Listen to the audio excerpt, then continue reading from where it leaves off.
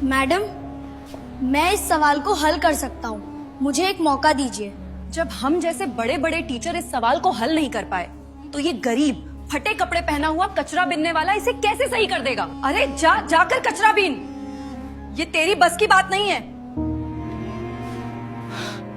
जिस बच्चे को देखकर लोग कचरे वाला समझकर दूर भागते थे, उसी 10 साल के बच्चे ने वह गणित का सवाल हल कर दिया जिसे आईआईटी के टॉप प्रोफेसर भी 20 साल से नहीं सुलझा पाए थे। लेकिन जब प्रोफेसर विशाल शर्मा ने उस बच्चे के हाथ देखे तो उनकी दुनिया हिल गई। उन हाथों पर वही निशान था जो उनके खोए हुए बेटे के हाथ पर था। आखिर कौन था यह रहस्यमय बच्चा और क्यों लड़के को देखकर प्रोफेसर के होश उड़ गए? सुबह के 6 बजे थे और दिल्ली का सबसे महंगा सेंट जेवियर इंटरनेशनल स्कूल अपनी चमकदार दीवारों के साथ खड़ा था। यहाँ सिर्फ अमीरों के बच्चे पढ़ते थे जिनके पास करोड़ों की संपत्ति थी। स्कूल के गेट पर मर्सिडीज, BMW और ऑडी की कतार लगी रहती थी। लेकिन आज कुछ अलग था। स्कूल की मुख्य दीवार के बाहर कूड़े के ढेर के पास एक 10 साल का लड़का खड़ा था। उसका नाम आर्यन था, लेकिन यह नाम उसे किसने दिया था यह वह खुद भी नहीं जानता था। उसके कपड़े इतने फटे और गंदे थे कि लोग उसे देखते ही अपनी नाक पर रुमाल रख लेते थे। उसके बाल बिखरे हुए थे, चेहरे पर मिट्टी और कूड़े के निशान थे। उसके पैरों में एक हरी और एक नीली चप्पल थी जो शायद किसी कूड़े के डिब्बे में मिली होंगी। लेकिन अगर कोई ध्यान से देखता तो उसकी आंखों में एक अजीब सी चमक थी, जैसे आसमान के तारे रात में चमकते हैं। आर्यन रोजाना यहाँ आता था कूड़ा बीनने के लिए। उसे प्लास्टिक की बोतलें, डिब्बे और कागज इकट्ठे करके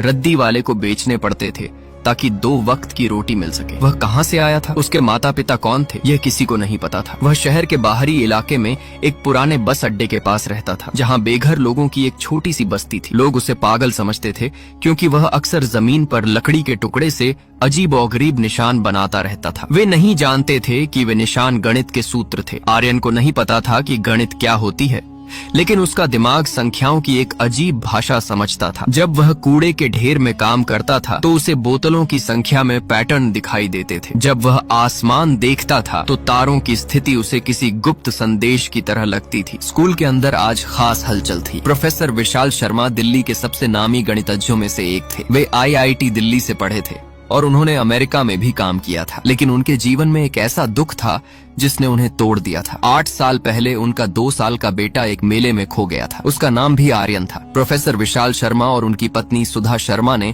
हर जगह तलाश किया था। पुलिस, मीडिया, प्राइवेट जासूस सबकी मदद ली थी, लेकिन आर्यन का कोई निशान नहीं मिला था। इस दुख ने प्रोफेसर को इतना कठोर बना दिया था कि वे अब बच्चों से प्यार से बात भी नहीं करते थे। वे सिर्फ गणित में खुद को डुबो देते थे और दिन रात कठिन सवालों को हल करने में लगे रहते थे। आज प्रोफेसर विशाल शर्मा एक खास चुनौती लेकर आए थे। वह एक ऐसा सवाल था जिसे वे पिछले 20 साल से हल करने की कोशिश कर रहे थे। यह सवाल फर्मेट के अंतिम प्रमेय और क्वांटम गणित के सिद्धांतों को जोड़ता था। इसे अंतर्राष्ट्रीय गणित समुदाय में शर्मा का असंभव समीकरण के नाम से जाना जाता था। प्रोफेसर विशाल शर्मा ने इस सवाल पर अपनी पूरी जवानी लगा दी थी, लेकिन अभी तक वे इसका समाधान नहीं निकाल पाए थे। आज वे इस सवाल को अपने सबसे होनहार छात्रों के सामने रखने जा रहे थे, न कि उम्मीद में कि कोई इसे हल कर देगा, बल्कि इसलिए ताकि बच्चे समझ सकें कि गणित कितनी गहरी और रहस्यमय है। कक्षा में सन्नाटा था। सभी बच्चे जानते थे कि जब प्रोफेसर विशाल शर्मा इतने गंभीर मूड में आते हैं